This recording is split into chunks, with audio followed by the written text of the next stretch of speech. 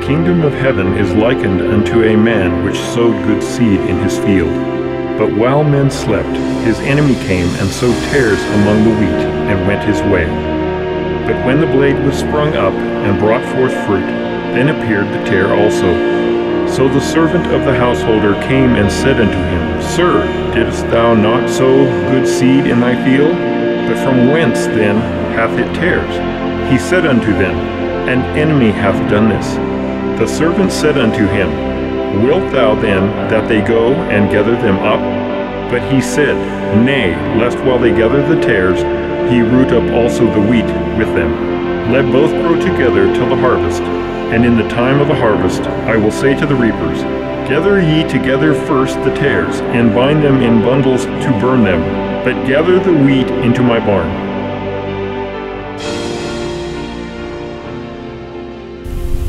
In the parable, the sower represents the man that comes and sows all this beautiful wheat and does a very beautiful job, I must say. It's very even. This person represents Jesus. He comes and sows the wheat through the whole field so that man can grow and the church may grow together.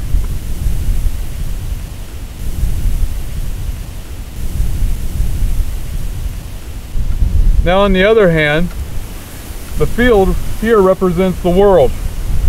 This is the environment which God uses to have the wheat grow. It's a tough place to grow, but this is the work of sanctification. To go through trials, hardship, is what makes the wheat what it is. And the seeds in the parable represent the children of the kingdom. This is what God is looking for. Rich wheat for the harvest.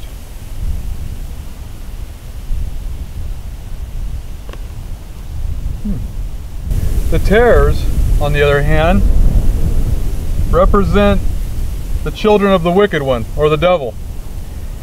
In ancient times, when an enemy would come into the land, he would see that the good farmer would be planting his wheat, and he would sow tares when he was sleeping. An enemy has done this. We're told that we cannot tear up the tares, because by doing this, we actually will be tearing up some of the wheat with it. And this is not what God's will is. There's been a lot of confusion on this point.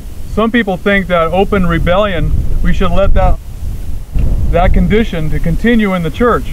That's not what Jesus is talking about. He's talking about character. We cannot uproot those that we think that don't have the character of Christ. It might be those very ones that Christ is actually drawing to himself, and if we pull them up, other people will get discouraged. But outright open sin needs to be taken care of according to Matthew 18 and Titus 3. In Titus 3, 10, 11, the Bible tells us how we're supposed to handle those that are in open sin.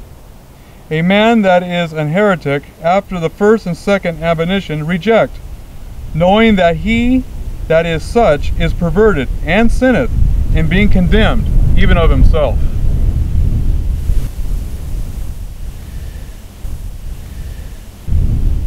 In the book Christ's Object Lessons, page 71, the servant of the Lord says this: Christ has plainly taught that those who persist in open sin must be separated from the church. But he has not committed to us the work of judging character and motive. He knows our nature too well to entrust this work to us. Should we try to uproot from the church those whom we suppose to be spurious Christians, we should be sure to make a mistake. It could be the very ones that Christ is drawing to himself. This is the area that's out of our jurisdiction. This is only a place for God and for his angels to separate the wheat from the tares. Now the reapers represent the angels. They come and do the harvest. God tells them which is the wheat from the tares. You know, Ezekiel 9 tells us that God will put the mark on those that sigh and cry for the abominations that are done in the land. That sign is God's Sabbath.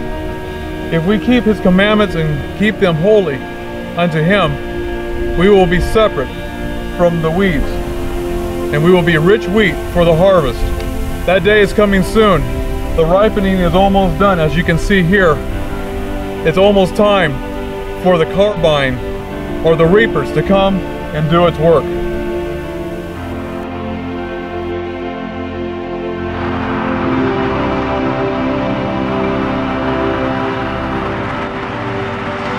Friends, the reality is that the harvest is coming soon. We need to have an experience like we've never had before. We need to have time with Bible study. We need to have time with prayer, with God, that we really know who He is, and we talk to Him like a friend. And we need to be witnesses in the last days. There's no time to be messing around. So when the harvest comes, nothing is going to stop it. Nothing.